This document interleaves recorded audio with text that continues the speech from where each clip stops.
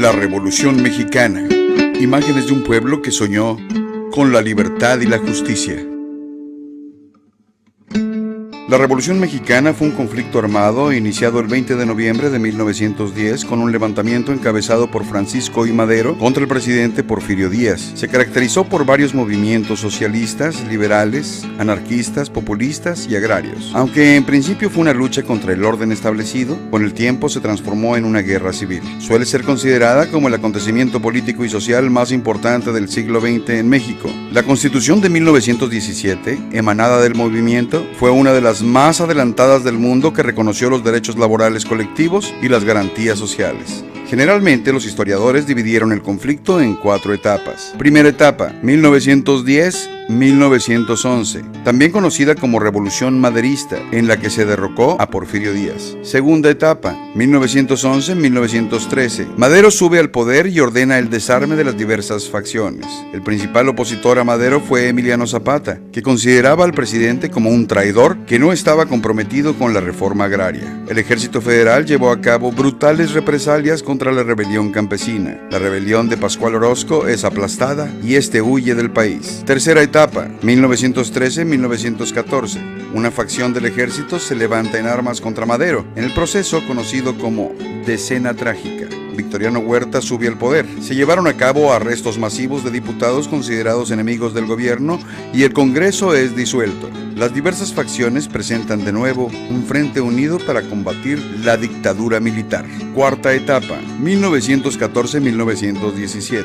Tras la huida del país de Victoriano Huerta, inicia la guerra entre convencionistas y constitucionalistas, que culmina con la victoria de estos últimos. Los antecedentes del conflicto se refieren a la situación de México bajo el porfiriato. Desde 1876, el general oaxaqueño Porfirio Díaz encabezó el ejército del poder en el país de manera dictatorial. La situación se prolongó por 30 años, durante los cuales México experimentó un notable crecimiento económico y estabilidad política. Estos logros se realizaron con altos costos económicos y sociales, que pagaron los estratos menos favorecidos de la sociedad y la oposición política al régimen de Díaz. Durante la primera década del siglo XX, estallaron varias crisis en diversas esferas de la vida nacional, que reflejaban el creciente descontento de algunos sectores con el porfiriato.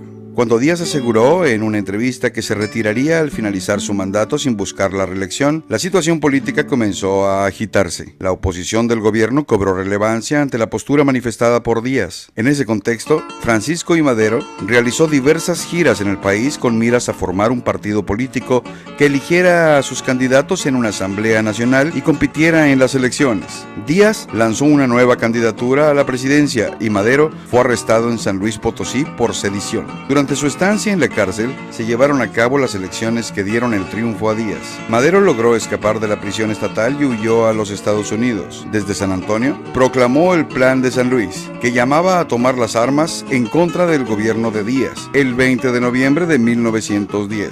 El conflicto armado tuvo lugar, en primera instancia, al norte del país y posteriormente se expandió a otras partes del territorio nacional. Una vez que los sublevados ocuparon Ciudad Juárez, Chihuahua, Porfirio Díaz presentó su renuncia y se exilió en Francia. En 1911 se realizaron nuevas elecciones, donde resultó electo Madero. Desde el comienzo de su mandato tuvo diferencias con otros líderes revolucionarios, que provocaron el levantamiento de Emiliano Zapata y Pascual Orozco contra el gobierno maderista. En 1913, un movimiento contrarrevolucionario encabezado por Félix Díaz, Bernardo Reyes y Victoriano Huerta dio un golpe de estado. El levantamiento militar, conocido como Decena Trágica, terminó con el asesinato de Madero, su hermano Gustavo y el vicepresidente Pino Suárez. Huerta asumió la presidencia, lo que ocasionó la reacción de varios jefes revolucionarios como Venustiano Carranza y Francisco Villa. Tras poco más de un año de lucha y después de la ocupación estadounidense de Veracruz, Huerta renunció a la presidencia y huyó del país.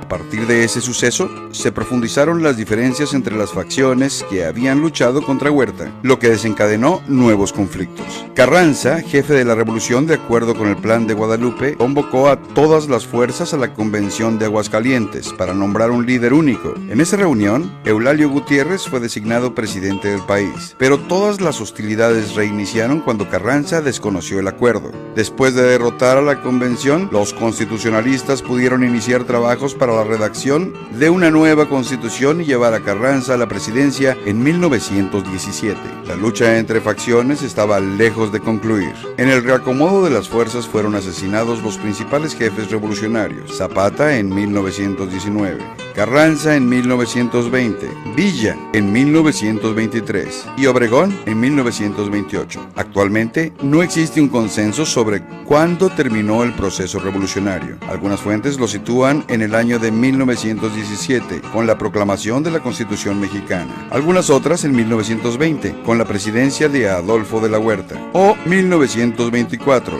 con la de Plutarco Elías Calles. Incluso hay algunas que aseguran que el proceso se extendió hasta los años 40. La Revolución Mexicana.